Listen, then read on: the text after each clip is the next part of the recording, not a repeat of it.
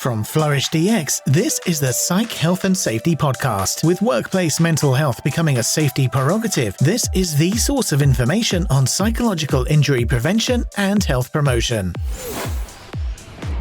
Hi, and welcome to the Psych Health and Safety Podcast. My name is Jason and I'm one of the hosts of the show. The aim of the podcast is to rapidly increase the knowledge and application of psychological health and safety in workplaces worldwide. To help with this, we have regular guests from around the world who are leading the way in this important area. But before I introduce our guest and topic for today, allow me to introduce my co-host, Joelle Mitchell. How today, Joelle? I'm okay. My son is turning 10 next month, so that's a bit alarming. Yeah. I think he had, he was probably 7 when we started the show. So Yeah. So, time flies. It does. Yeah, double digits. Yes. Yeah. So we've just been planning his party. He was having some trouble deciding what he wanted to do and was getting a bit worried about it. So fortunately we've landed on something and it should be fine. Yeah, okay, yeah. So you did a parkour party last time. So what is it this time? Video gaming. Yeah, okay. Yeah. So 2 of his loves. Yeah, and this one, it's at a place that has lots of gaming consoles kind of dating right back to the original Ataris and those sorts of things through like all of the different iterations of the Nintendos and PlayStations and all of that. And they've got, all sort of backlog of old games and things as well. So, yeah, it should be good. Yeah, no, she'll love it. Yeah. So I was a bit disappointed that you didn't accept my invitation for a training experience that we've got on this Friday at work. Is that what we're calling that? Well, sure. What else should we call it? Listeners, we'd love your feedback on this. So I got a meeting request from Jason that said sexual harassment VR on the couch, and that was it. No context. The location was on the couch. Yeah, okay. Yeah. Location couch, yeah. So sexual harassment VR. Location on the couch. Yeah. No context in the email invitation for 2 hours. Yeah. I don't know how long sexual harassment usually lasts. What can I say? I don't know why I would need to participate in a VR experience when I've had regular experience of sexual harassment. Not since you've been working here. Not here. In throughout my career. Yeah. Working as a woman in the resources industries. Yeah. Yeah. Yeah. I don't need the virtual experience. I've had the real thing. Well, look, I'm curious about what this thing is. I've had many people talk about, we can use VR for sexual harassment training or for vicarious trauma training or, for, what was the other one? Psychological safety. I'm like, really? So I'm not sure how VR is going to help with sexual harassment training. I could sort of see the vicarious trauma maybe. Yeah. But the sexual harassment stuff is so intrinsically linked with like power dynamics and physicality and that kind of thing. I really have, yeah. Hey, I got hit up by LinkedIn with a local technology vendor. I don't think they know what sort of skeptics they're walking into. I think it's going to be interesting. But it was never trying to sell to organizational psychologists, people. It's unless you're rock solid. Yeah, and look, it was deliberately ambiguous calendar invitation for the lols. Yeah, it didn't disappoint this one. There was certainly lols, yeah. All right, just some of the shenanigans we get up to. But I've been invited to sexual harassment on the couch. Yeah, in VR though, it's not real sexual harassment. Just what if it ends up being vicarious sexual harassment, Jason? Hey, look. What if we're providing all of our co-workers with the means to actually sexually harass each other because we're condoning it because we've set it in the calendar as a training appointment? Yeah, look, maybe they haven't considered the hazard that they're bringing in. When they bring in a control like training, what sort of other potential consequence there might be. So very true. Yeah, we'll find out tomorrow. It was training. And you didn't take that seriously, did you? It wasn't real. Yeah. I didn't actually mean what I said about your private parts. It was for the purposes of training. It was virtual. We'll report back, listeners, on our experience. But let's introduce our guest. Yeah, he's having a hard time not laughing out loud over there. So we'll have to ask him about his experience with VR sexual harassment. So he has extensive experience in the public sector, including working with the New Zealand Health and Safety Regulator through the Pike River mine tragedy, major health and safety ecosystem reforms, and was directly involved in establishing WorkSafe New Zealand. He is now the Chief Executive of the New Zealand Business Leaders Health and Safety Forum. A warm welcome to the podcast, Francois Barton. Afternoon. And by the way, courageous conversation, Jason, around this sexual harassment VR. I was sitting there thinking you're a braver man than I, trying to have this thought experiment live with your listeners. So courage, courage to be admired, though. Courage is to be admired. We're going in skeptical, but we will evaluate and report back. So I think Jason has largely done this for the purposes of his own entertainment more than anything. I suspect I picked that up. And it was more Joelle's reaction more than anything else. Yeah. And like I said, she didn't disappoint. So that was great. But glad to have you on.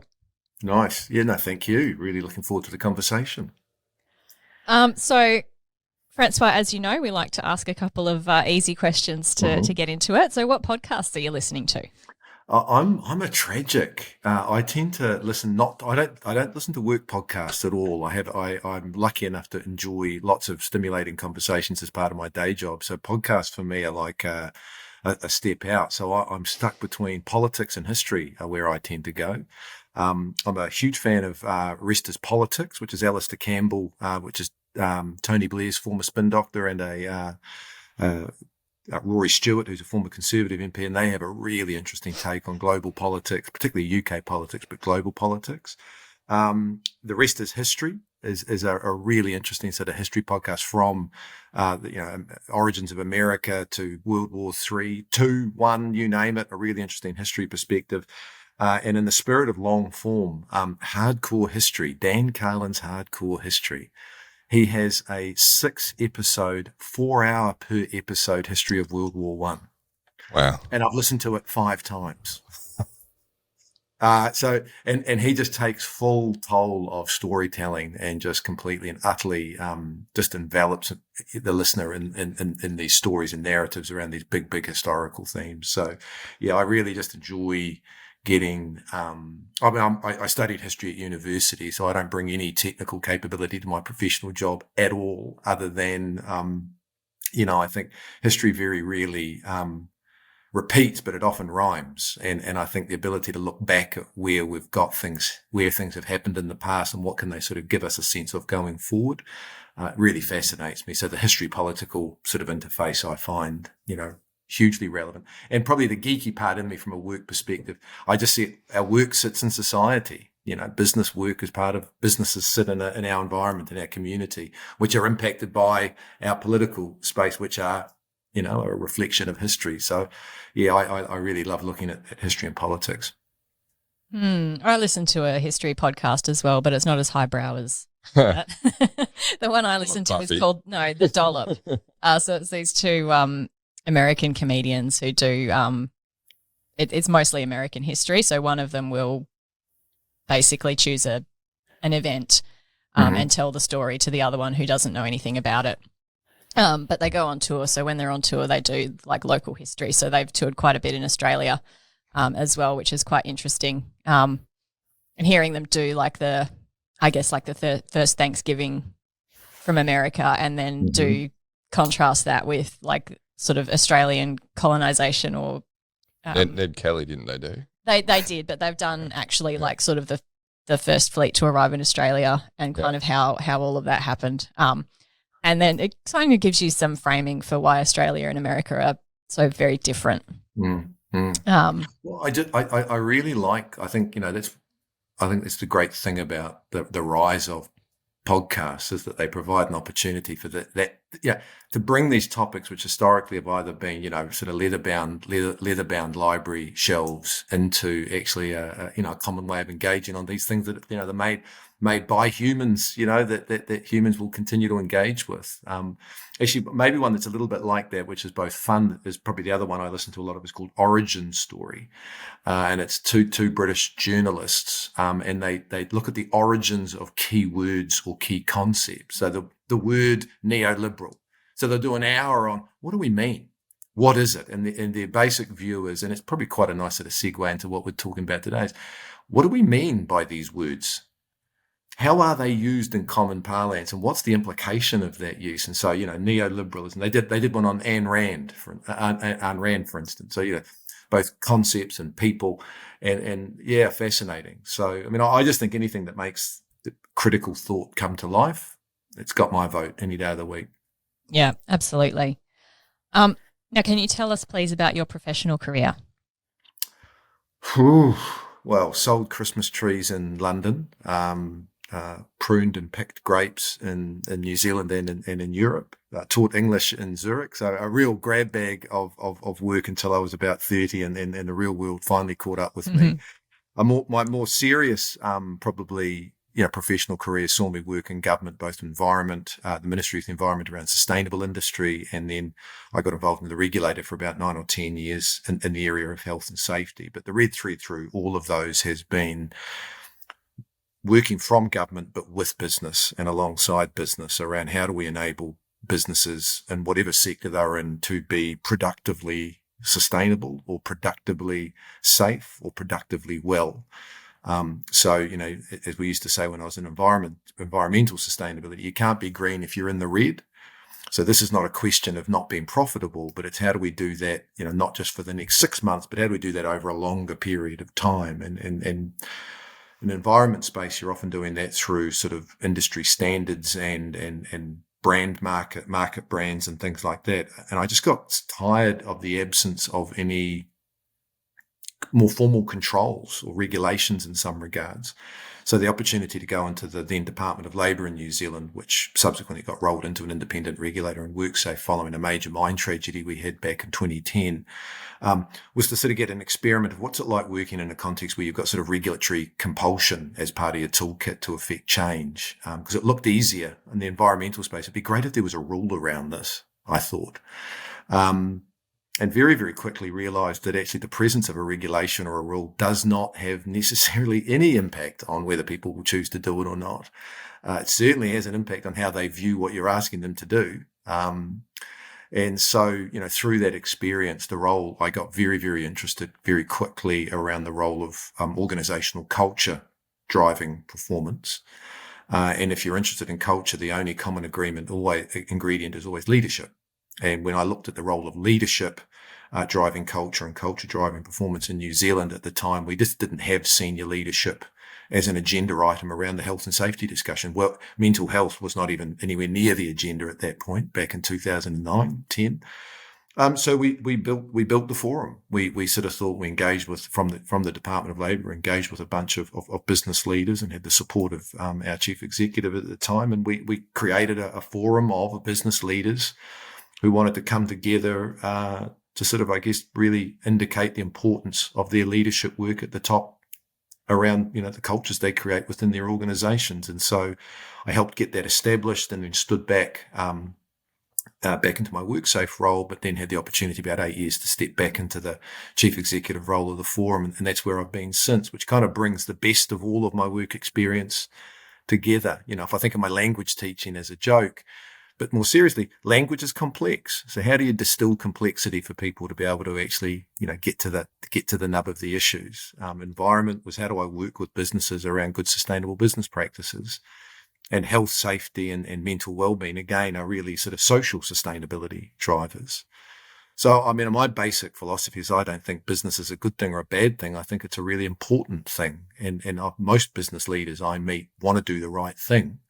It's a question of how do we understand the issues so we can understand our work around those issues. And so translation, distilling, and then helping activate's been a really strong red thread through all of those careers, from language teaching to environmental sustainability to health and safety, and latterly with business leadership around mental health at work. So, that's an interesting thing. And I guess in New Zealand you would have a lot of grapes to pick back in your 20s. Yeah. Nice wine growing region. Some good. I can assure you, my home. I'm actually talking to you from Marlborough, which is the top of the South Island in New Zealand. For those who know, produces 80% of New Zealand's wine, and is the Sauvignon capital of the world.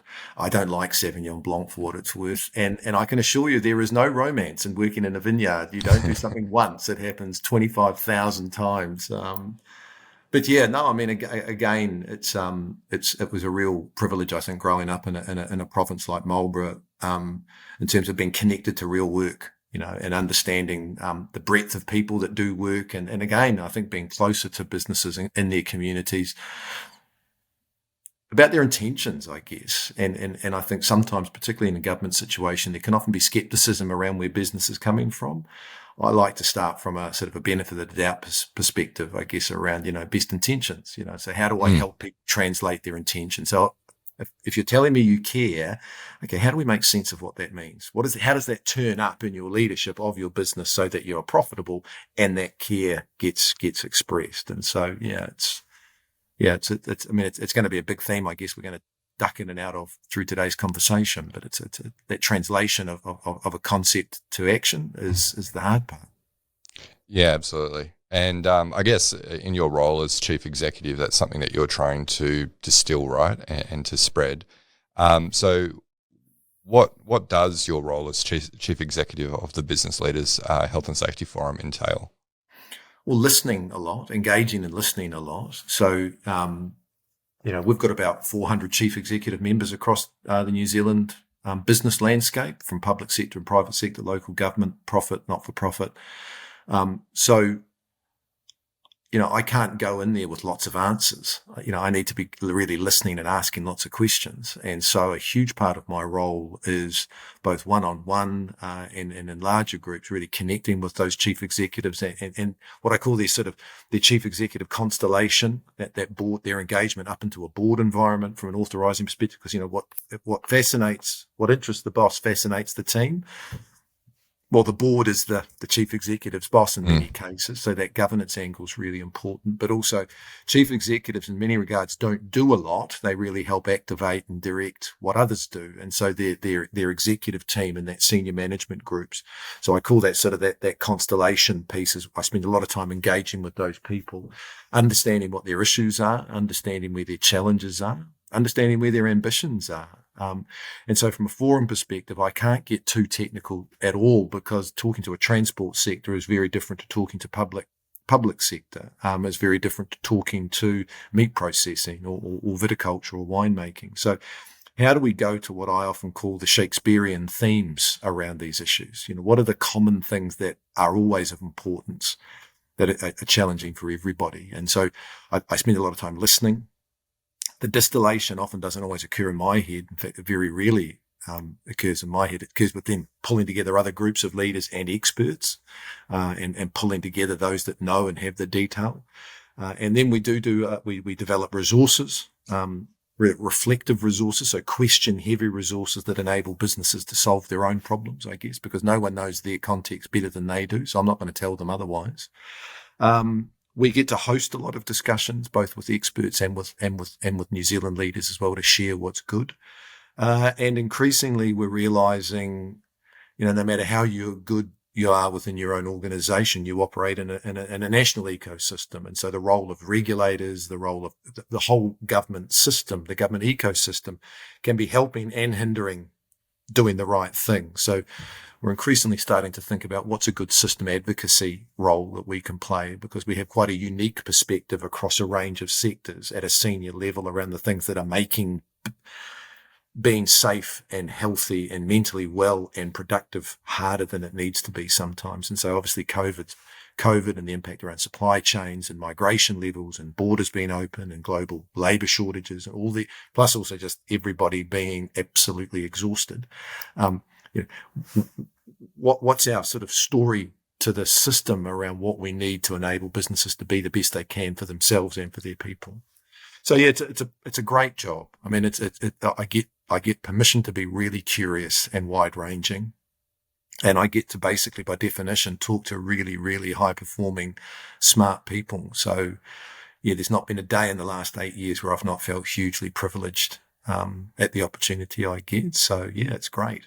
It's quite a unique role. I mean, the forum itself is actually, to our best of our knowledge, is globally unique. We're not aware of anywhere else in the world where there is a dedicated chief executive forum in service of healthy, safe and productive work. So it's a real privilege.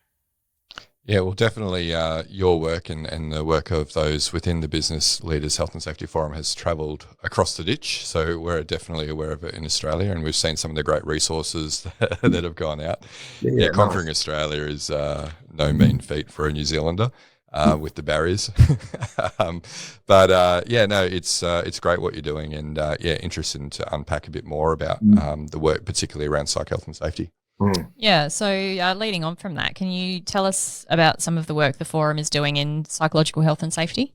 I mean, I remember we've been sort of in a dedicated way, really zeroing in on this for probably since about 2018. So crikey, what's that? 5 years. And like I said, coming out of the regulator, the idea of work-related health issues, so exposures to things like fumes and gases and dusts and stuff like that, I'd always been acutely aware that we tend to shout safety and whisper health. Well, we weren't even murmuring mental health at that time. And what I was seeing in 2017, 2018 was just this real myriad of conversations around things that felt, was it wellness? Was it well-being? Was it the moment the M word came out and mental or psychological came in, everybody freaked out. And I was really reluctant, given the absence of traction I was seeing around work-related health issues, asbestos, isocyanates, and these sort of really hard-edged work-related health risks, to go and confuse the conversation further with another topic on an already full agenda that wasn't progressing as fast as it was. So I wasn't saying it wasn't important. I was just very mindful of how do we step into this conversation.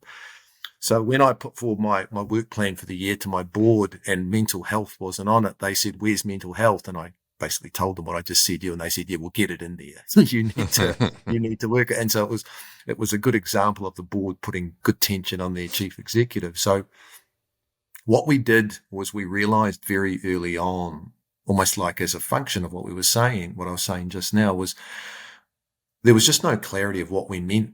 When people said, and we tend to use, rather than psychological health and safety, the language we tend to use here is more mental health and well-being.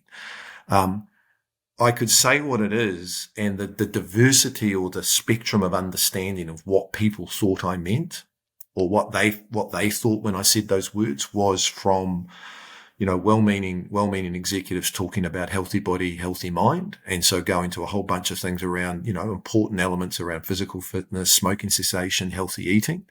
And again, thumbs up, good, important work, real connection, no issue at all. I could talk to another CEO who was grappling with having lost 2 or 3 of their staff members in the previous year to suicide. And so suicide prevention was the conversation. But the problem is none of it was explicit. None of it was in the open. And so the conversations we were having around mental well-being is, one might think we're talking suicide prevention. Another might think we're talking healthy eating. And then you're talking to your health and safety or your GM or your HR people bringing their solutions to the table, there was a lot of confusion over, well, why are you giving me a suicide prevention program? I thought we were going to get a cooking expert in. Well, why have you got a cooking expert in? I thought we were dealing with suicide prevention.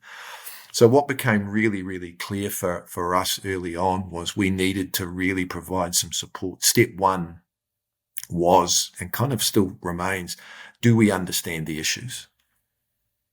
Because if we don't understand our issues, we can't understand our work. And so that's really where we've spent and anchored a huge amount of our effort over the last 5 years, as we've built from that foundation. When we say mental health at work, what do we mean? And from there, we can then tackle and step into, well, what are the implications for me as a chief executive, and what are the implications for us as an organization, and what are the implications for our people and our communities. But if we don't clear our terms, if we don't clarify our terms, and we're not on the same page, the ability for us to make sense of our work becomes, really, really, really challenging. Yeah, and so that sort of happens in discussion with the member organisations, and then sort of feeds into work products like guidance material and that sort of thing. Yeah, well, I think step one for us was let's test that assumption that we're not clear on what the issues were, and like I say, as useful as my University of Otago history degree is, I certainly don't have expertise in the area of trying to unpick this issue.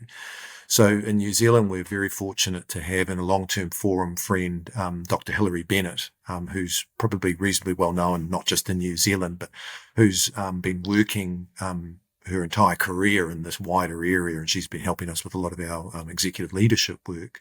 But this is her real passion. So we engaged with Hilary as a strategic partner to really help us unpick what do we mean by mental health and mental well-being. And we actually spent quite a lot of time getting clear on that and anchoring it to, at that time, the ISO standard wasn't yet out, but anchoring it to WHO, anchoring it to British Safety Council, anchoring it to good emergent evidence-based frameworks, and then thinking, how do we then distill and explain that in ways that a business leader can understand? And the idea of, and this won't be remotely new to anyone on this call, but the idea that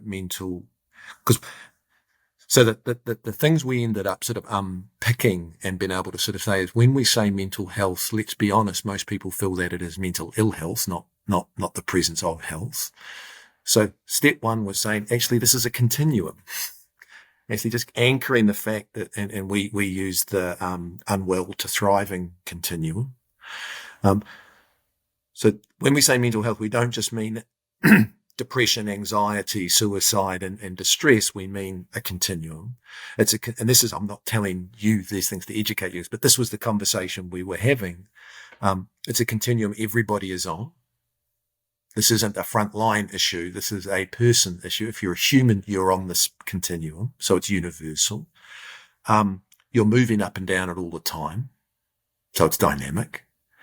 The things that move you up and down aren't going to be singular. It's going to be home. It's going to be work. It's going to be brain chemistry. It's going to be climatic. It's going to be footy results. It's going to be lots of things. And how you respond to something is going to be different than how I respond to these things. And so a continuum that is dynamic, universal, subjective, and holistic is really, really, really important to understand. And so stopping and really making sure that's what we're talking about. And I think, and that's not like other risks we tend to deal with in a safety and a health space, because we tend to deal with often things that are more, gravity is not subjective, gravity is objective. 1,000 volts of electricity is objectively fatal. Actually, the only person that's exposed to the fall is the person that was working at height in the first place, not everyone at work. And if you engineer things well, there's always a level of dynamic risk going on in a workplace, but there are some of these risks, a lot of these risks we can actually engineer out. So this idea of, and actually, I'm only going to get vaulted at a work-related electricity issue at work, not at home, or not in my marriage, or not at the footy club, or not at home with my kids. So these universal, dynamic, holistic, subjective risks are way, way different than we're used to dealing with. So why is your head hurting, CEO, around this issue? Because this is difficult and it's different. And I think not making that clear and pretending this is somehow easy or simple is just not doing service to their brains or the issue. So that was a really, really important part of really what we call sense making, was let's be clear about what the issues are. And what that then let us do, I think, in a really helpful way, was get clear, because one of the anxieties that often came from senior leaders I was engaging with was both, what am I not responsible for now, Francois? I'm responsible for people's safety. I'm responsible for people's health. Now I'm responsible for their mental health. and we know from our EAP stats, says executive A or B, that, a lot of it is stuff that happens at home, and I'm sitting down going, yeah, and it's because it's subjective and it's holistic. But the ability to be able to say, actually, it's not all on you. People's mental health is not all on you was actually a really powerful thing to be able to say. But it's not a little bit on you. What impact, if they're coming to work otherwise well, is the work you create for them, the environment and the reason they're coming into your place, is that as good as it can be? And if you don't have a framework that lets you talk about, and that's the holistic piece, work isn't the only thing, but it is one of the things. So therefore, that's the hook to say, you're going to deal with the consequences regardless, but the bit where you've got control, the bit that is on you, is the environment you're creating as good as it can be. And so that then allowed us to go from understanding the issues, allows us to understand the work. And the work is both helping individuals that are individuals, but also focusing on the work. And so we've got a bunch of work that then talks, this was back in 2018. And so the work that Hilary did with us is we talk about proactive work before harm occurs. How do we protect people from risks we create? How do we foster those that are already doing well to be stronger? And then reactively in the presence of harm, how do we reclaim and restore those that are struggling? And how do we support those that are unwell?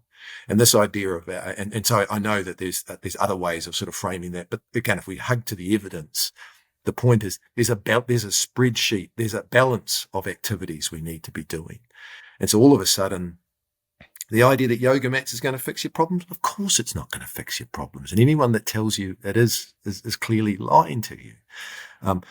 But you need to be thinking about it if it's a holistic issue, you need to be thinking around a holistic, or what we call a balanced approach, or playing the full field, or covering all the bases, And what we tend to find actually is that isn't what happens. We tend to find there's a real attraction to the individual, and a challenge about really looking at the work.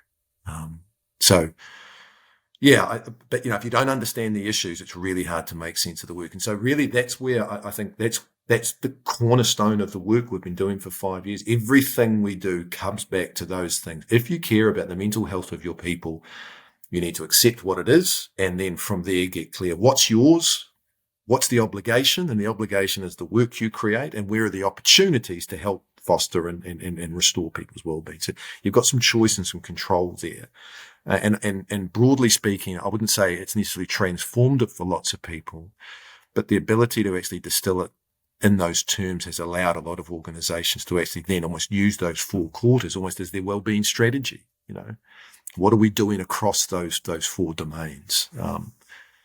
That's been a big part of our work. And I can talk about some other bits subsequently, but I just leave it there. Yeah, I think that that paradigm shift from mental health is something people bring to work with them versus mental health is something that can be influenced by work. That's one of the biggest things that we find we need to sort of help our clients with in order to actually get them then thinking strategically about what they can do, what's within their control.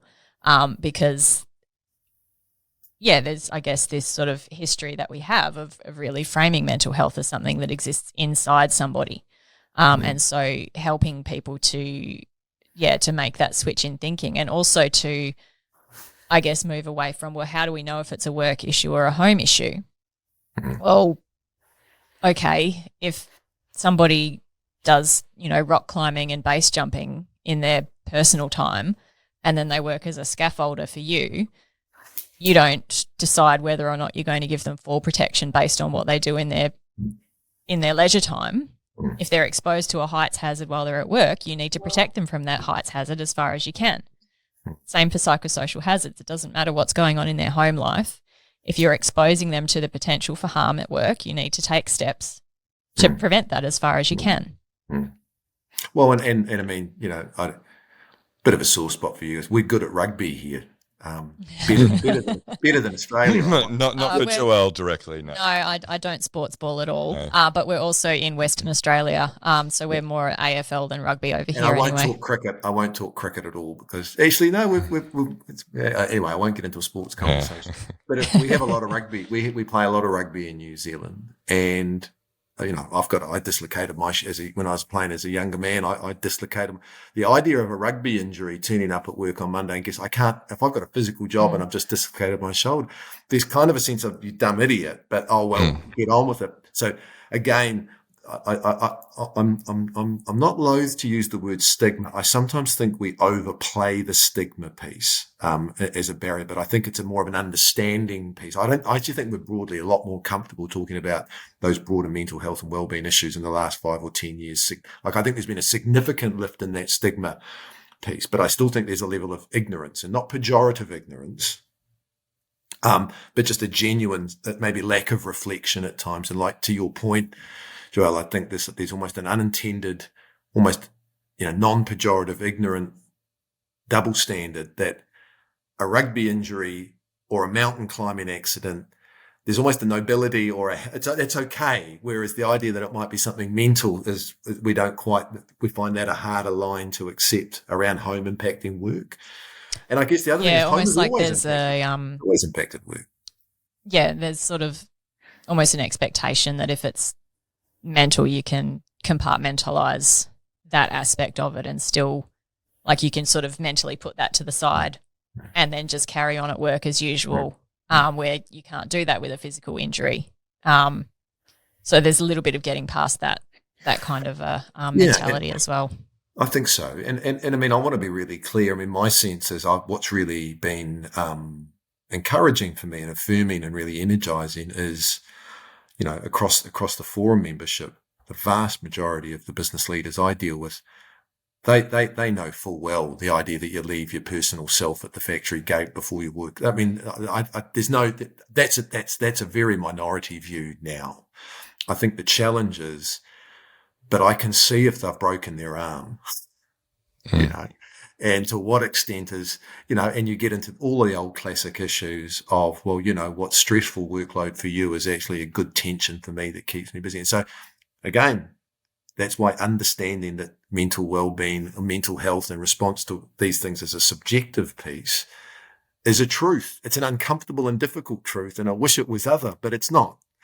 And so the ability to then, I guess, calibrate your response with, anchored to some good core frameworks and evidence-based frameworks becomes then a really important way of being able to navigate it. And whatever the mechanism, the good assessment and evaluation processes let you sort of account for and accommodate for those subjectivities, And so, a recurring thing that people that know me will be sick of me hearing, and whether it's safety or well-being, is that, fools with tools are still fools.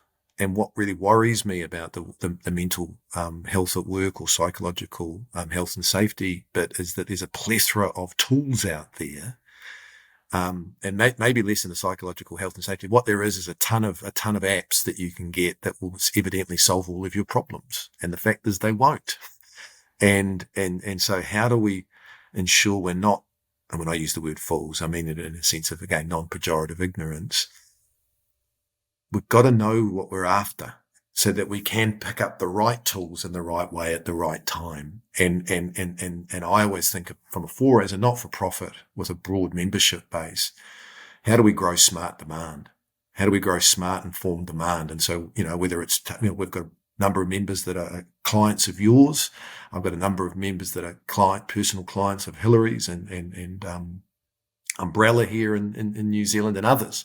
So there's a whole bunch of people that work with for me, it's good providers are good providers. Let's drive demand for the right suppliers doing the right work in the right way. And I think that's a really important part of the puzzle for me, because I think organizations need some help to work through this, but they've got to have a base understanding of what's the work they need to go after. Yeah. Yeah, really interesting discussion, and definitely echoes our observations both in New Zealand and in Australia.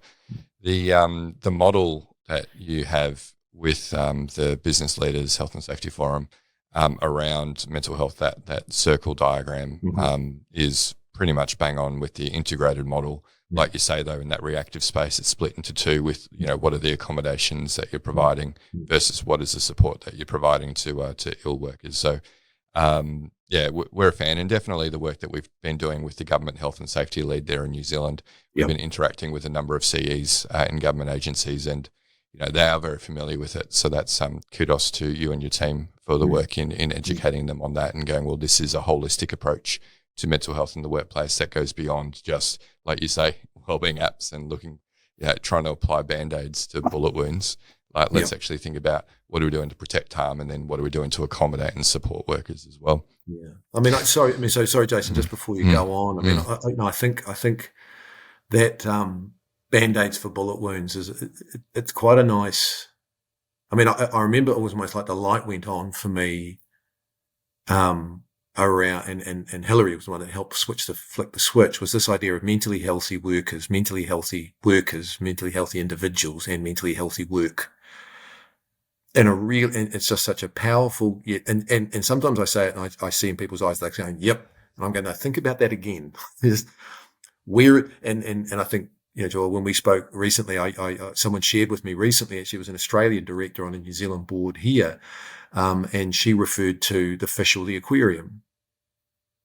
And I found that it was such a beautiful sort of metaphorical distillation of so much of, and it's true for safety, but especially true for mental health at work, is we spend a lot of time understandably worried about the sick fish.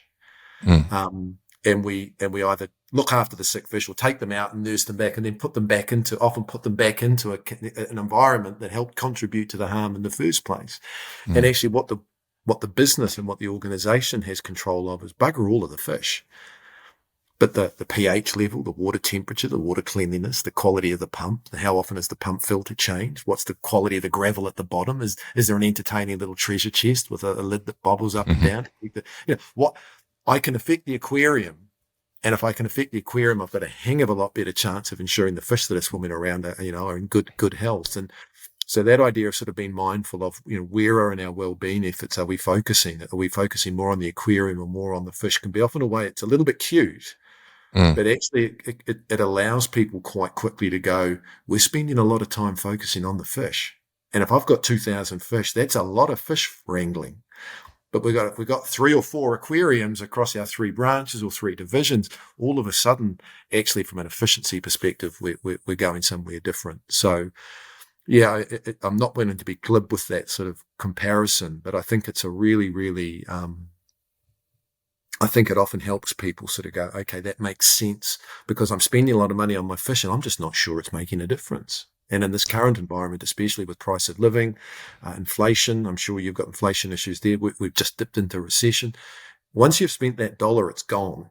And if you're spending your dollar on things that are just subscription only, and you're not sure when you can actually change an environment that will sustain growth under your own and sustain value under your own steam, to me, that's a much smarter place to be, banking your investment and time.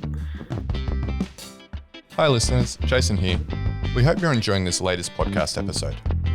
Now, if you're like Joelle, Alicia and myself and enjoy learning from the best, then the Flourish DX Academy is for you. The Academy includes free e-learning courses on the ISO 45003 standard for psychological health and safety at work, and associated topics such as how to conduct a psychosocial risk assessment and how to create the business case for psych health and safety. All courses feature high-quality videos, downloadable resources, multi-choice questions, and a downloadable training certificate on completion.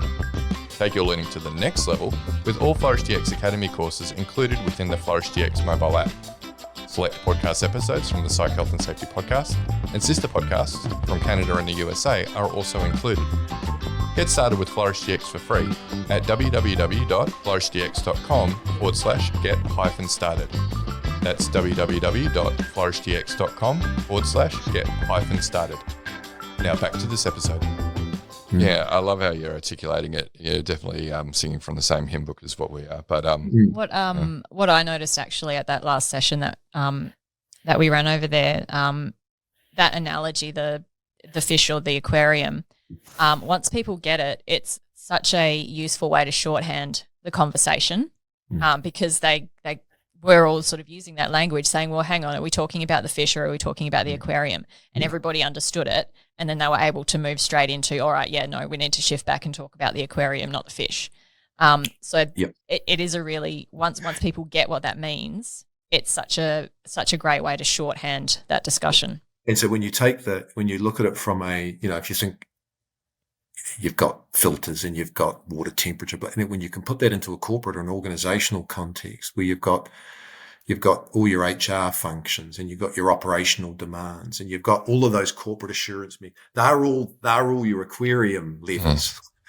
And that the beauty of being able to frame that you've actually got more influence at your discretion when your mindset's in the right space at that point than not. Because otherwise it basically just becomes a target for throwing good money after bad at a whole range of people. That's quite like a sugar rush.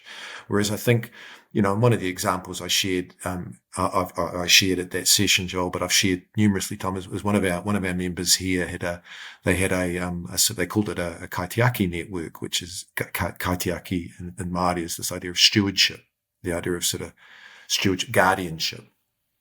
And they had a kaitiaki network, which is sort of people from within the organization that were sort of given a little bit sort of like almost a corporate chaplaincy type training, a little bit of sort of mental first aid type stuff, but not there to diagnose and help, but just sort of check in with people. They were sort of diagonally across the business. And they found one of their branches that was a sort of little series of smoke signals of some harm, little smoke signals of some people being distressed. They had and they just saw a pattern. And so that particular kaitiaki had enough awareness to go, there's actually a little bit of where there's a few more puffs of smoke, maybe there's something going on. So they had a quiet word, just a quiet informal word to one of their HR people, the senior HR people, who had a look. And what had transpired was a period of about 3 or 4 years previously, they'd gone through an reorganization for a particular business transition they were going through, brought in a team of people that had the right capability. They nailed it. They did a good job. And because they were successful, the needs of the team shifted. But the skills of the people there and the role descriptions around them didn't. And so what they were starting to actually see once they scratched the surface after these smoke signals drew their attention to it was there was a real dissonance between the jobs being asked and the skill sets of those being asked to do it. And so their role descriptions were just fundamentally not fit for purpose. So they turned role descriptions as one of their sort of, they used it in a safety terms. One of their critical controls they needed to look around the organization was how many of our role descriptions are woefully out of date. And I'm sure this will be a complete surprise to any Australian business that I'm sure is highly efficient. They had a number that weren't up to date. And so they had a team that deal with that. That's their day job. That wasn't they didn't need a degree in psychology to go do our role descriptions. And so all of a sudden it didn't become one of these sort of touching TNT with, do I cut the red cord or the blue cord to stop the bomb exploding? Oh, mental health. Oh, I'm not a psychologist, Francois. No, you're an HR expert. And guess what? People's skill set and what you ask of them is either going to help them or hinder their well-being. And guess what? And so I think what I loved about that was organizations are constantly changing things like role descriptions, reporting lines. You just give these smart people a little bit of a mindset shift around. And are you also considering connection? Are you also considering relationships? Are you also considering people's well-being in that space? Still do the same work, just ask a few different questions, and you can shift the mindset by an inch, and you can all of a sudden see for miles. And I think that's the power of that mindset shift. I think is often underestimated, and I think, we might get onto it later, and I think it's worth repeating. I think the challenge is if you've got not a lot of knowledge, is that you end up telling everybody everything you know. How do you get them to realize in the first place there's actually a small shift that makes them very hungry for more rather than start with more? And I think for what I come across as a non-expert working with a lot of experts in this area is the passion in here is huge. And I proudly say to a whole lot of people, I'm not passionate about health and safety, and I'm not passionate about mental health, because passion tends to mean singular tunnel vision. It tends to mean lack of judgment. It tends to mean I lose proportion. I lose perspective. And actually, I think this is one of these issues where we don't need passion. We need genuine, deliberate, purposeful focus. And step one, I think, is let's be really clear what we're talking about, because then that can unlock where we can then flow with demand, the useful type of expert and specific advice we need. And so I'm talking to chief executives. I'm not talking to communities of psychologists. And so that's I think there's a trick in there that I'm not saying we've cracked, but I certainly feel it's an area where I often see there's a translation, someone speaking German and someone speaking French, and maybe I'm the Belgian or the Swissy in the middle trying to be able to just help actually look, we're actually talking about the same thing here. How do we just get our mindsets better aligned? Yeah. No, all beautiful, Francois, and definitely things that we like to discuss. There's a couple of things I just want to bring up, but before I do that, there are some very passionate people here, right, in the workplace mental health space. And some of them are bringing a hammer into the work environment. And so every problem they see is a nail. Yeah. And so you have people from, say, I'm just going to generalize here, okay, but say from a lived experience background, or from a positive psychology background, or a psychological safety background. And, they'll come in looking at every problem and go, how can we solve it with the tools that we've got? Yep. And they'll be very passionate, and they'll sometimes be able to influence leaders who don't know better to go, this person's passionate, they know what they're talking about, let's do this. And I've had to block some of those people on LinkedIn because they get very tunnel vision and go, no, we can't. No, the most important thing we need to do is to provide care to employees. I'm like, morally, yeah, I agree. It's like, let's provide and support those people who are ill. But like, that's not the only thing we do. We take that integrated model, like your mental health model so beautifully depicts. It's like, what are we doing to promote, protect, support, and reclaim? It's not just one or the other. And then even under those 4 pillars, there's kind of like different systems or interventions that we can incorporate to address those goals. I love the fish in the aquarium, or the fish in the pond analogy. Peter Kelly loves the fish in the pond analogy. The flower and the soil, like which one do you treat to make it bloom? That's another good one, talking about the individual versus the environment. But one way I also like to talk about the psych health and safety approach is versus the individual approach. This is if you think about something like employee assistance programs, which are there largely to support workers with ill health, they are trying to be promoted more as something that employees can use more proactively, but largely used in more of a reactive sense by employees. If we think about that, where maybe the people who use those services get maybe, let's say, a 20% uplift in their well-being by attending 3 to 6 sessions with a qualified psychologist to take them through something evidence-based like cognitive behavioural therapy. Well, that's great. But we know that the industry average for utilisation of EAPs is under 5%, which means that 95% of your population aren't going to get a 20% uplift in their mental health. And if you were to distill that across a population of thousands or tens of thousands, as some government agencies are, you're actually not even seeing a blip in terms of any mental health improvement across the population. Whereas if you're improving the work environment and people, or the aquarium, right, and people getting the benefit just by being in that environment, well, that's truly primary prevention, because 100% of workers can benefit from that. And they don't have to change any of the behaviours or volunteer to use a service. They're getting the benefit just because they've got better designed work. Yeah. And that, even if it's only having a 5% improvement, you're getting 5% across the population, which from a population health perspective is actually much more beneficial. And we're not saying, you have to change your resource and go, we're going to drop employee assistance. No, it's that.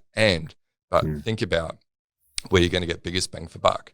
And it's typically when you're influencing the environment. And that's something we've learned from health and safety. What are the systemic or engineering type interventions that we can bring in versus relying on individual behaviours? I think it's a really nice point, Jason. And I think if you think about what assets and capabilities the organisations have, regardless of whether this conversation's going or not, they will have a bunch of, in organisations of any scale will have a range of functions in the people, culture and HR space, and they will have a range of skills and capabilities in the health and occupational health and safety space. And, it's a conversation I know you'll both be acutely aware of, and one we see play out is, well, who's taking the lead? Is this an HR issue, or is this a health and safety issue? And again, what I often think about from a chief executive perspective is you're lucky you've got both. Both of those capabilities are there.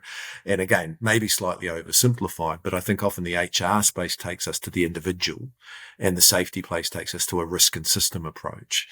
And actually, if we can understand and take a slightly more connected view, which is again where the role of the chief executive from a demand perspective can see actually what I want to see, team, is some integrated combined, I'm going to use a terrible military analogy, combined arms. I don't want just one lot of, I want, how do I get air cover? How do I get artillery? How do I get it all working together so we get that impact?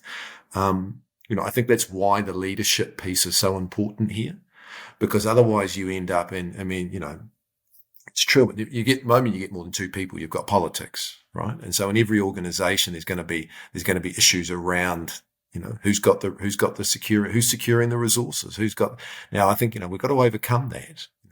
Integration of responses needs to be the goal here. And so, yeah, I think again, it just underlines there is really important work, especially if you can frame it around the aquarium or the environment or the pond.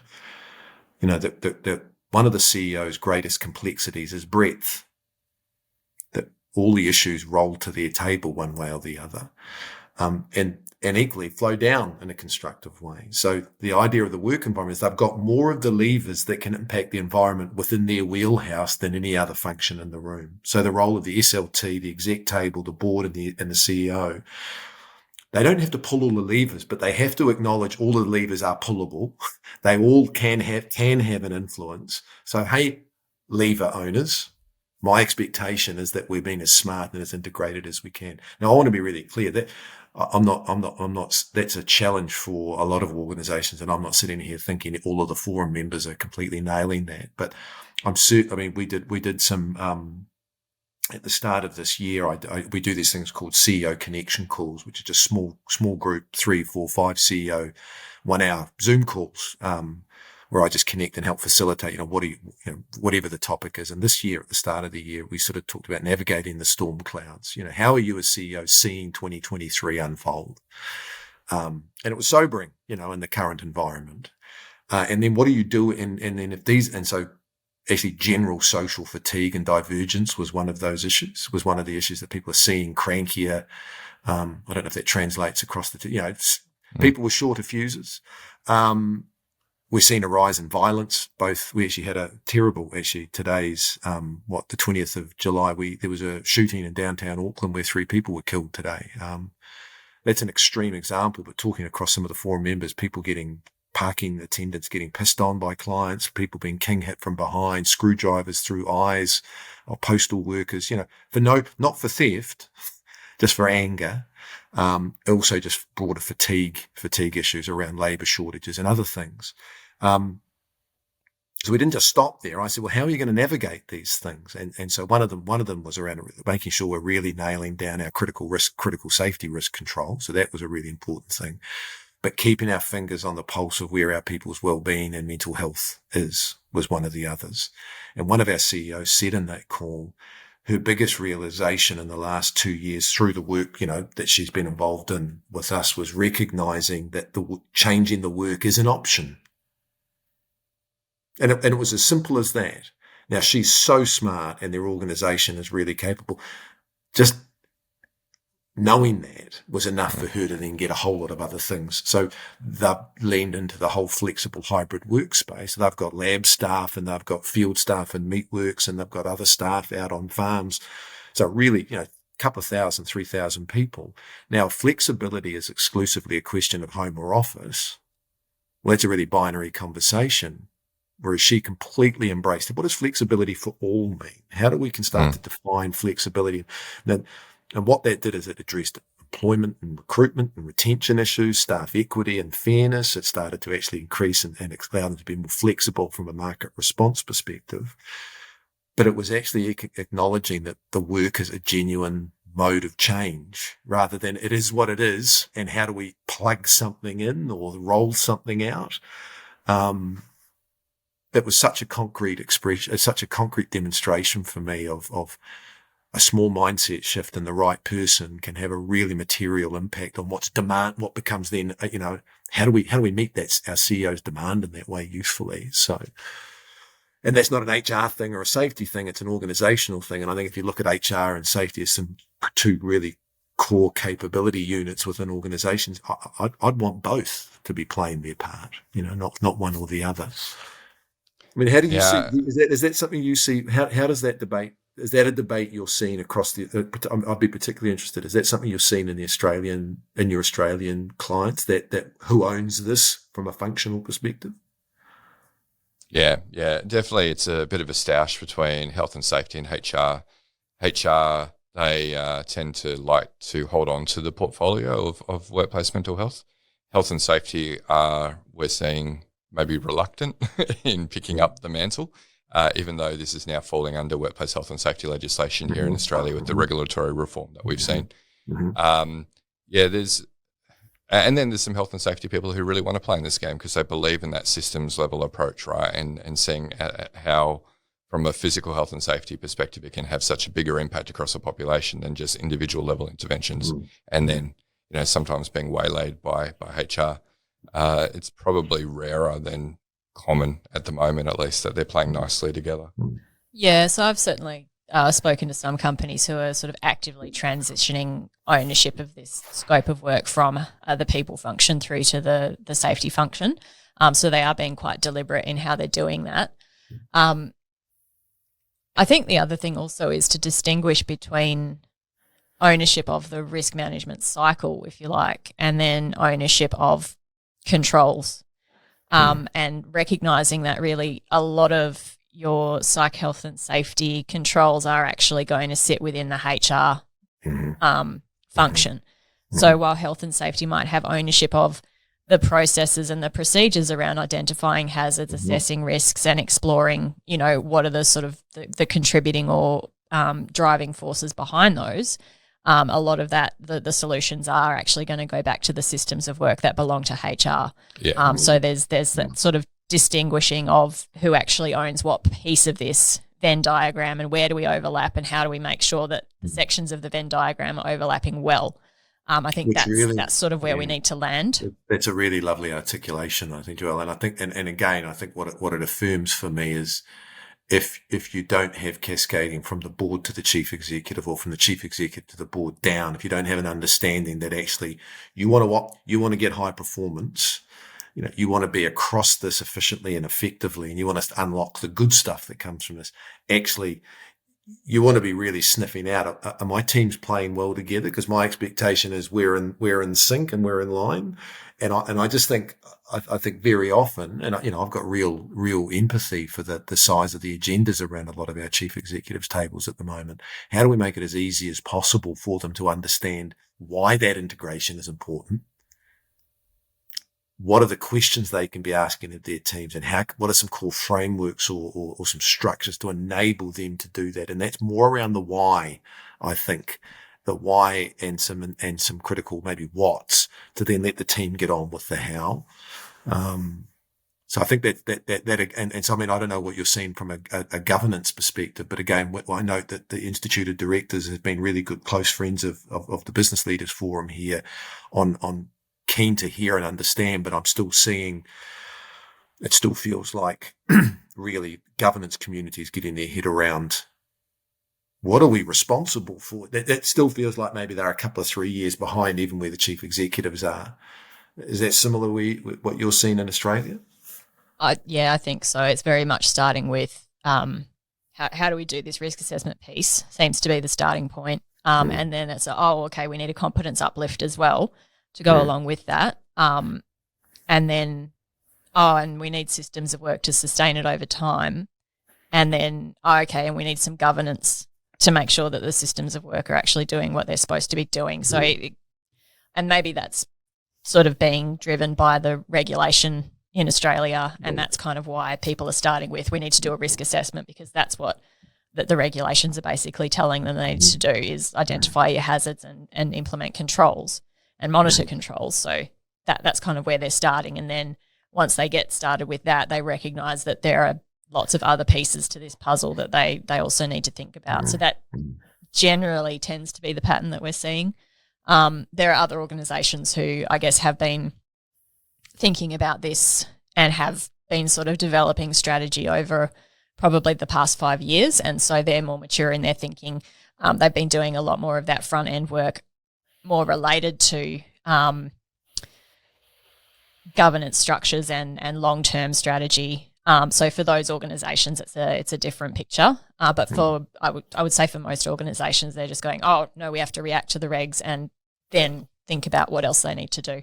Yeah, morally, I'd say the majority of executives and boards that we interact with, they all want the outcome, right? They want healthy, mentally well employees, but they haven't realised necessarily that link, like we're talking about, between the aquarium and mental health. And they're thinking, let's take a, Beyond Blue or like one of these charities that focus on mental ill health. We keep hearing like we need to make people aware of this and how to get assistance, not recognising, hey, actually, if we just improve the way we work around here, then that's actually going to drive a much bigger impact on people's mental health overall.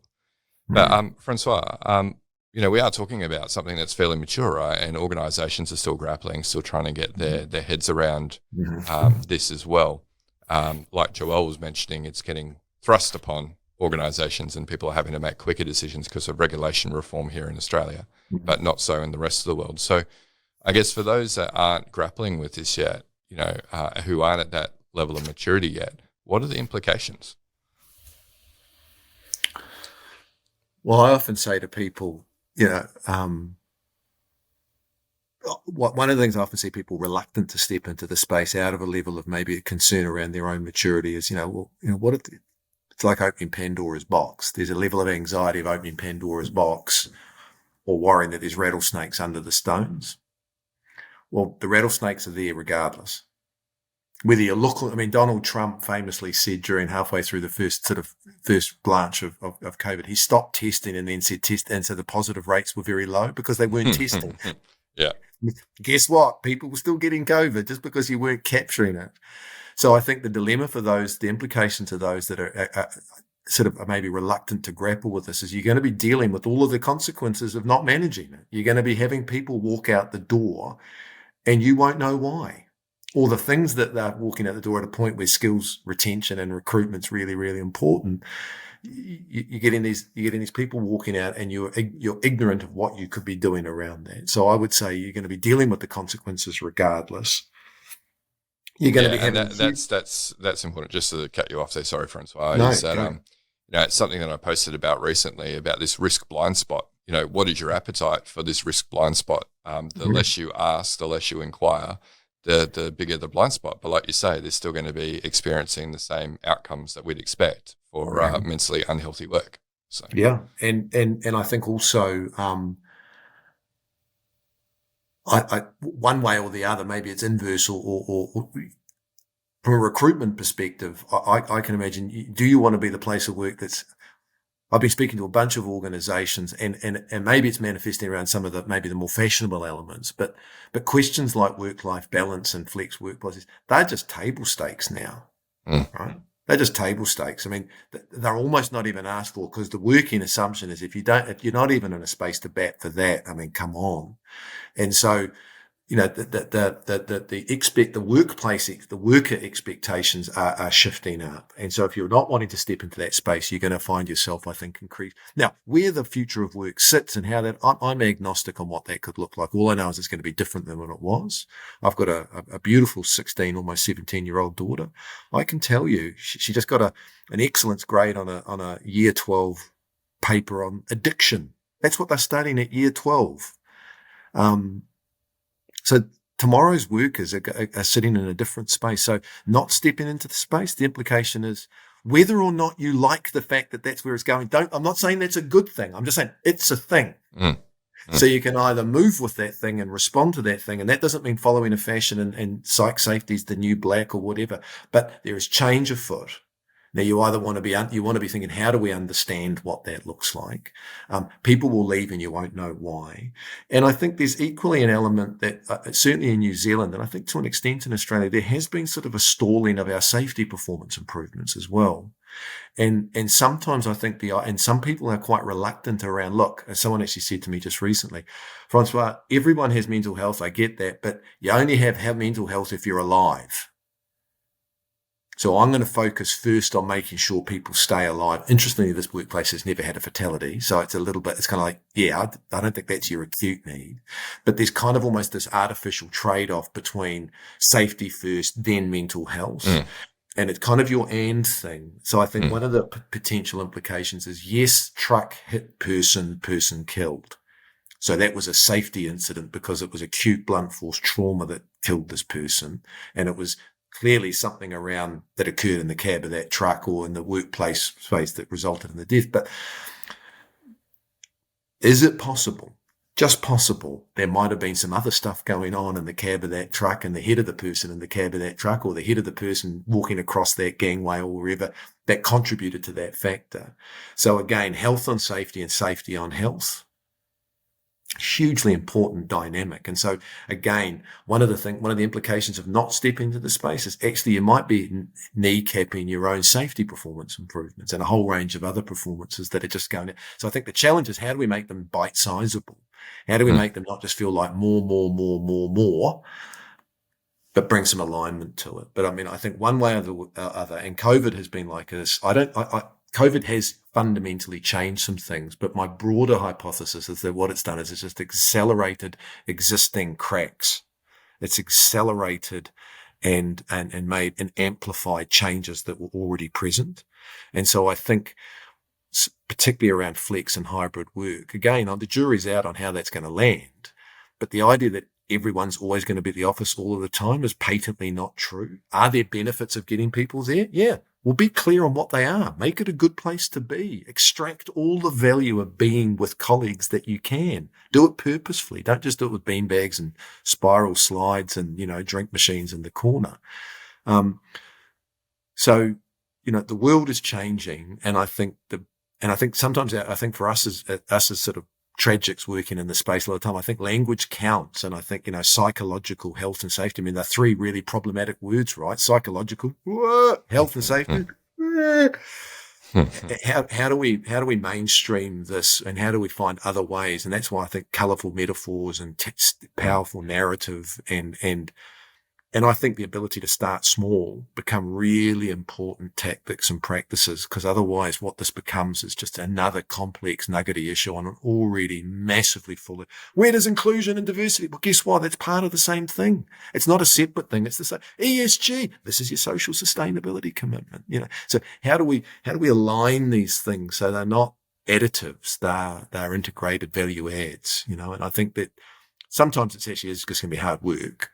But I think there's a lot we can do around articulating and making it easier for those people that are reluctant to say, and actually, look, in the words of Todd Conklin, who's a famous American thought leader in the safety space, Todd often says, is the lemon worth the squeeze? And I think around mentally healthy work and mental health at work, the lemon is definitely worth the squeeze. So that leads nicely into my next question. I guess recognizing that executives and business leaders are very time poor a lot of the time and have so much in their remit that sort of needs to take up space in their brain. Mm-hmm. What approaches are currently working in helping to educate them about mentally healthy work? I think, it's probably a bit of a distillation of what we're saying. Don't assume they know what you mean. I call it my Charlie Brown engagement, that shows my age. I'm not 10 this week, Joelle. I'm 50 next week. Happy birthday. Thank you. And I always remember as a kid, the thought, the straight line coming out of the mouth is words and the bubble is a thought. And I'm always interested. I say mentally healthy work or mental health, or you're coming along to talk about mental health. What's in your thought bubble right now with your neighbor? What are you thinking? And when you get that on the table, then you know what you're dealing with, because everyone's going to be right, but everyone is right. Not that person, that person. So if we're not clear in agreement that everything we've talked about here is on the agenda, and then we can go to the continuum, and then we can go to the natures of that continuum, that's a really important step. How do we and it does two things. One, it gets us clear on concepts and language so we can be on the same page about understanding the issue. And I'm just going to be like a stuck record. I think that's the most critical first step. Think about how you can get your busy people clear on what's the issue we're asking you to focus your mind on. The other one is by them being able to put their thoughts in there. Hilary Bennett often talks about what's the rock in your shoe around these issues. What it also lets them do is you're not an evangelical missionary. I'm not trying to convince you to the church of psychological health and safety.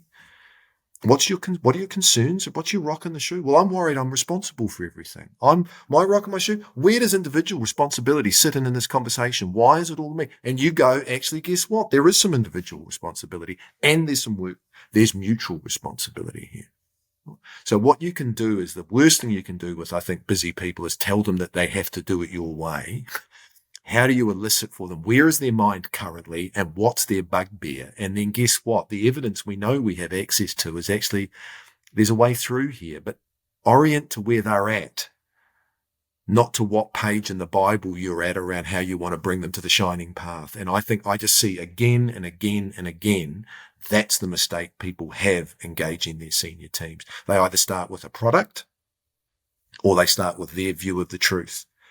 Start with where your people are at and let them use their words and trust yourself to then be able to make sense of the issue from their perspective. And that's because then people feel like you're actually engaging them on making sense of their world, not ramming something down their already full throat on a whole lot of other issues. So I would say start with where people are at, really get clear on the issues and don't assume everyone's on the same page. And have stories and examples that can link it back to problems beyond just mental health and well-being. And I know linking it to productivity can sound a little bit glib, but the more you can connect it to those things that actually have other value, link it to ESG commitments. Tell a story around that. Find a story about that. Make a story up about that. Productivity, efficiency, judgment, safety connections. This is a rising tide issue that if you get right, lifts multiple boats. And so I think, again, the ability to link both the risk and the benefit is a really important element as well. And the last thing I think around how to bring people on is by doing that, what you're doing is you're thinking big. And whether it's our sense-making framework or the three component framework you were talking about before, Jason, think big and then go, where do we start that's small? And view it as a longer term commitment, but say we're not going the full hog, we're starting here. And but this is the big picture. And actually, if we're not aware of the big picture, we're wasting your time, but we want to move towards that. So thinking big, but starting small, understand the issues and starting with where people are at would be the three things that for me, I see time and time again, passionate people with good intention steamrolling over. And what you've got is a busy person going, are you selling to me? Are you asking me to sign off on the thing before I've even agreed the problem? And then what happens is the conversation's just in reverse from then on. Or worst case scenario, they don't really care and they want you to go away and they spend the $80,000 on an app that 2% of the workforce use that were already fine. Or the working well, get the free fruit on a Thursday and don't have to do anything else. And the dollar's spent. And next year when you find something actually meaningful, the money's gone. They spent that 80 grand, didn't have a benefit. Actually, the whole thing gets tarred with that brush that this is all a bit of a fluff. And you lose the permission to do it again. So that idea of big, start small, start with where people are at and link it to other benefits, I think that they would be the tips I've seen. Well, I've had experience with myself and have seen others, do well. I mean, do they chime with you guys? Do they Definitely. Very sage advice. Yeah, that very much resonates with what we find works as well. We need to understand, from our perspective, it's the client. We need to understand where they're at and help them to develop an approach that's going to work for their business, for their culture, for their people, for the issues that are their pain points right now. Interestingly, I worked at an organisation that did have the free fruit bowls, and they were actually a cause of a lot of office drama. It's another hazard, right? I wanted that last banana. Who took that? So yeah, actually created conflict. But it's interesting, right? Because like you say, you need to understand the problem first before you bring a solution to the table. And that's one of the brightest points that regulation is driving in Australia, because you have to do a risk assessment, right? You have to identify your hazards. So you actually you need to understand what the problem is, and then your controls should actually address the hazard. Joelle and I both come from an organizational psychology background, and diagnosis is, step one, pretty much. Like, understand the problem. And companies have largely gone, I don't want to invest time or money into diagnosing the problem. I kind of have a sense, or this thing that I'm looking at is really well, marketed, and the person behind it's really passionate. I'm just going to spend money on that. But then the money is often wasted because I haven't done the diagnosis and understood the solution properly. So it is quite nice that the regulations are saying, actually, you do actually have to do a diagnosis now, and spend the time and money thinking about that. And then your controls should really address the root problems. Well, and I think, again, I'm conscious that COVID is a little bit triggering for some people, so I'm mindful of bringing it on the table. But equally, the historian in me, I'm not an historian, the history fan in me says, actually, that was a globally unique experience. That was the first time in over 100 years, and certainly the first time in the living history of everyone on the earth at the moment, of a global single point focus of a shared challenge. And if everyone talks about we can't wait to get back to normal, I'm not quite sure. I didn't read the memo of anyone saying in 2019, we've done it, we're here, we've reached the pinnacle. We just need to make sure we stay here. So the idea of getting back to 2019, I don't think the world was that great then either. But secondly, in 2019, well, the idea of changing the work, not the person, too hard, right? Well, guess what?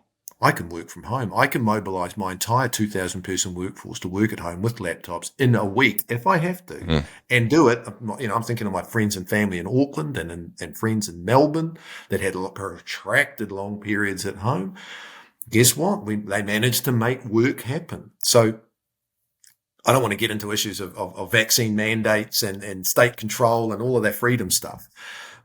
But we've proven when we need to, actually we can change and move mountains. And so the invitation, I think, is how do we bank that lesson with our organizations to say, do we need to wait for existential threats for us to make those changes, or can we proactively step into that space and hunt out those rattlesnakes, with purpose? And so I think we've shown we can, and so I think that's a real, from an agency perspective, we've really, we've demonstrated to ourselves, I think, quite powerfully what we can do more than we thought. Yeah, so I was going to bring that up before when you said COVID really demonstrated where the gaps were, and really showed those cracks and made them look like as big as what they were. But I agree with you. It also showed that when we need to make systemic changes to the way we work, we can do it very quickly if it becomes a business imperative. Yeah. So how do we prioritize these things, right? Like fixing the environment and the design of work. Yeah. Hey, Francois, I am conscious of time because we did say to you that an hour and a half was kind of the longest. I think we're tracking to have one of the longest ones, but it's been a really flippin' good conversation, Francois. If anyone watches this that knows me, and there might be one, they'll go, they could have pre-warned you full in advance that I'm not a man of few words. I think I did. When we were talking, I did suspect that this would be a long one. I think I mentioned that to you. Yeah, you got a lot to say, and it all makes a lot of sense. It really echoes our observations. Jason, what I'll say is I've got a lot of other people's wine that I can pour into a collective bottle. A lot of these ideas and experiences are from others is what I'll say. Yeah. And and that's powerful, right? Like I'm finding there's some LinkedIn posts that I'm doing that seem to really resonate because I am able to, like you listen to a lot of people, you distill their problems and you go, well, this is what it sounds like. Yeah. I really enjoy that part of my job too. But I guess more broadly speaking, I know you've been working in this area and it hasn't been your prime focus. Mental health, obviously broader physical health and safety as well, or health and safety in general is part of what you do. But bringing the conversation back to what we've been talking about today, what are your hopes for the future of workplace mental health from here?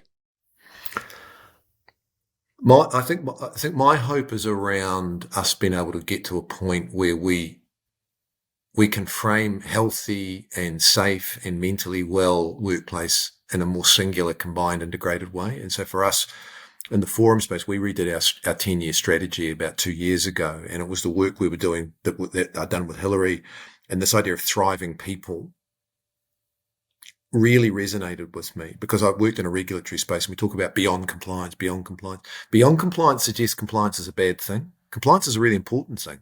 You're growing up accountabilities, take them seriously. So I didn't want to come up with 1,000 different ways of describing our objective by not using the word compliance. But equally, I know health and safety doesn't make you the most popular person at the barbie. So how do we also change that? And what I loved about thriving people is you can't thrive if you've been injured. You can't thrive if you're at threat of being injured. You can't thrive if there's no purpose at work. You can't thrive if you're worried of being invited to a sexual harassment VR exercise on a sofa. Or maybe you can if you've got the spirit of the organisation at hand. And so this idea of thriving as where we want to be, who doesn't want their team to thrive? And the idea of safety and health and well-being being connected to productivity, actually it depends how you do it. Safety's not good for business. It depends how you do it is whether it's good for business. So my goal or objective, or what I would love for the world, is leaders really understanding what's the work they do to build cultures that enable people and businesses to thrive. That's what I would like. The leaders' work is around the aquarium management, the soil preparation, whatever the metaphor. That's where they put their focus. And if they can support their people to thrive, the business will thrive. So it's almost like, how do we create a thriving hierarchy, not a Maslow's hierarchy of needs, and that lets us talk about a thriving person, not in an esoteric sense. If you've got issues with cutting off your people's fingers, stop cutting off your people's fingers, but don't cut off your people's fingers because compliance is your objective. What we can paint for them is a picture of saying, you can do that in service of something a lot bigger than just compliance. And I think what the mentally healthy work element brings into the conversation is the whole person. And it brings into the conversation people that don't wear steel cap boots. And it brings into the conversation people that aren't exposed to trucks and gas and electricity. It lets us broaden that conversation and bring in purpose and meaning and really important cultural things. So that's my hope. And it's not going to be quick. I won't be out of work soon. But if we can start to reposition and reframe the leadership work in this space around thriving people and thriving businesses, that when I'm at my 70th birthday, I'd like to think we're a little bit closer to that being true. Yeah, I'm an optimist, as Joelle will tell you, and I'm hoping by that in 20 years' time, yes, we are there. Francois, do you have words of advice for listeners who want to work in the field of psych health and safety? Growth area. I'd say it's important. I'd say step into it with excitement and purpose. And like I said, my journey was one of being reluctant to step into that space to now having a genuine belief that it's a really critical part of the combination to the culture safe. So frame it and view it in those terms. And listen as much as you talk. Listen. It's an important one. Yeah. Absolutely. Yeah. Well, Francois, it's been an amazing conversation. One of our longest, but I reckon it will go down as probably our top 10 well. Yeah. You'll get to the top 10 pretty quickly. We've done 150 episodes, Francois, so it's saying something. Nice. It was really great, really articulate, and really, you can tell you've had a lot of those conversations. You've listened well, but you've been able now to distill that. And so thank you for distilling that for our listeners today. No, thanks for the opportunity. I love your work, and to your listeners, crack on. This is important stuff. Awesome. Well, thanks so much, Francois. So listeners, that brings us to the end of this extraordinary episode. Remember, you can watch these episodes over YouTube. You're probably not going to watch this marathon again on YouTube, but with our other episodes, if you don't want to listen, you can watch. We also take some clips with our guests and we put them on the Flourish DX LinkedIn page if you want some short snippets of some of the best pieces from this and other podcasts. While you're over on LinkedIn, feel free to connect with Joelle and myself and Francois if you want to continue the conversation. But that brings us to the end today. We'll catch you next episode. You've been listening to the Psych Health and Safety Podcast. To stay up to date with the latest on psychological injury prevention, follow Flourish DX on LinkedIn and subscribe to the Psych Health and Safety Podcast at www.psychealthandsafety.com.